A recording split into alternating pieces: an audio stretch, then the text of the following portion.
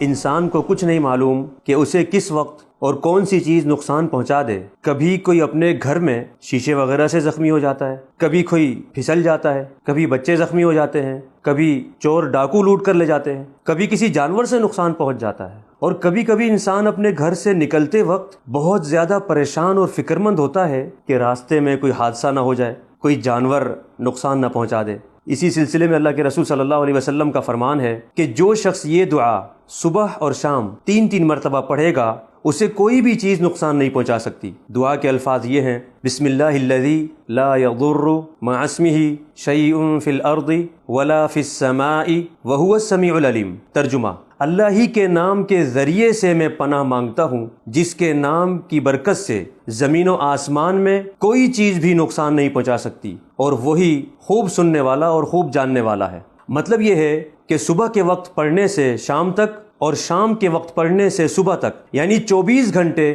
ہر نقصان سے محفوظ رہنے کا یہ وظیفہ ہے۔ دعا کے الفاظ پر غور کیجئے: بسم اللہ، میں اللہ کے نام کا وسیلہ دے کر ہر تکلیف دہ چیز سے پناہ مانگتا ہوں۔ معلوم ہوا کہ اللہ کا ذکر حفاظت کا بہت بڑا ذریعہ ہے۔ الذی لا یضر مع اسمہ، اللہ کے نام کا وسیلہ دینے کے بعد نقصان نہیں دے سکتی کیا چیز؟ شیء، کوئی بھی چیز، چاہے اس نقصان کا اندیشہ پہلے سے ہی ہو رہا ہو یا پھر اچانک آنے والی آفت و مصیبت ہو، یہاں تک کہ اگر کوئی زہریلا جانور ڈنگ بھی مار دے تو بھی اللہ کے حکم سے اس کے ڈنگ سے ذرہ برابر بھی نقصان یا تکلیف نہیں ہو سکتی۔ فی الارض، وہ نقصان دہ چیز چاہے زمین کے اوپر ہو یا بل میں، خشکی میں ہو یا پانی میں، ولا فی السماء، اور نہ ہی آسمان سے آنے والی کوئی بھی آفت و مصیبت نقصان دے سکتی ہے۔ وہو السمیع، السمیع کے شروع میں ال ہے جس کا مطلب ہے وہی، یعنی اللہ تعالیٰ ہی خوب سننے والا ہے۔ جتنی بھی مخلوقات ہیں، چاہے وہ آسمانوں میں ہو یا ہواؤں میں، زمین کے اوپر ہو یا زمین کے نیچے، خشکی میں ہو یا تری میں، اللہ تعالیٰ ہی تمام مخلوقات کی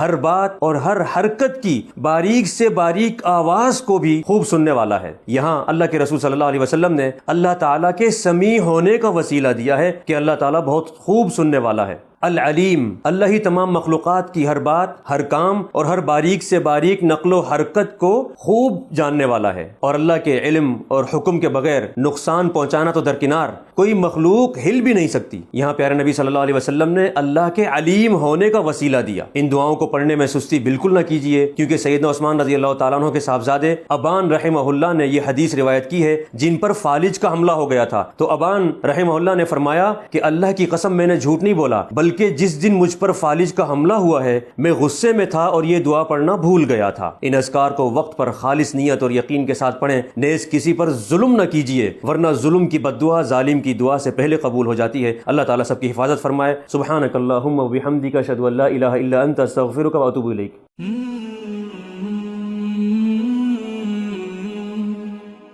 سبسکرائب کریں اور بیل آئیکن پر کلک کریں تاکہ آپ کو بر وقت ہماری ویڈیوز کا نوٹیفیکیشن مل سکے۔